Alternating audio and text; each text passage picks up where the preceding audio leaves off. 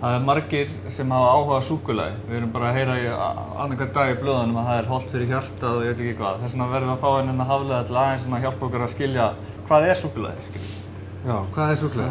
Það er ekki allir sem vita hvað þú ert með hérna svona borðinu hérna. Nei, ég get byrjað að sýna ykkur allavega hérna. Þetta er þurrkaður ávöxtur. En kakóávöxturinn vex á tré við miðbaug í heiminum. Sem eru þarna náttúrulega í svona heitu, röku umhverfi. Og þegar ég hérna er með eitt svona þurrkan líka sem ég get opnað.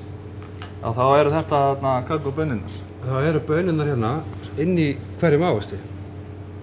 Og það er náttúrulega fyrir þá sem vita ekki að þú getur rauninni ekki kallað súkkulaði nema þú sért með vissan hluta þessu í framleiðslunni þinni. Já, sko, þeir sem náttúrulega elskar súkkulaði og tala um súkkulaði segja bara það er bara þessi bön, úr henni er unnið kakómassi og kakósmjör og ef það inniheldur ekki eingöngu þetta, þá er það ekki súkkulaði. Nei. Hérna erum við komið svona tilbúna vöru sem er runnið úr þessu. Já, þetta er svona runnið úr. Hérna er ég með villibönasúkkulaði sem er eins og þú talar um villijarðarber eða villihimber. Þá verður ávöxturinn sem þetta hérna súkkulaði kemur úr er svona helmingi minni en þessi hérna. Þá er þetta sjálf handtengt og... Já, þetta er bara að þarf að sækja þetta á fenjarsvæði í Bólíu. Já, það þarf eitthvað meira en ógeðast yfir þar. Já, það er smá, nokkra kanóa og svona. Förum yfir konfetti. Já.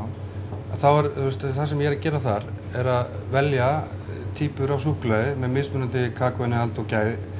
Alltaf í toppgæðum, en mismunandi kakóinnihald og frá ákveðnu svæðum. Þú ert að gera þetta aðeins að þínu með að blanda svona nýjum kryddum inn í þetta sem kannski tíðkast ekki, allavega ekki á Íslandi. Nei, það er einmitt að gera fyllingarnar spennandi með því að blanda saman te eða tonkapipar. Ég er að vinna í chili og svona núna sko, þetta er það sem er skemmtilegt til þess að gefa fólki einhverja upplifun. Menningin og sko til þess að bera virðingu einmitt fyrir þessu, er að skilja einmitt hvað er mikið á bakvið þetta. Og þegar maður er að borðamálan, að njóta þess að þann vegu, að skilja allt ferlið, hvað er búið að leggja í og binda það saman sko.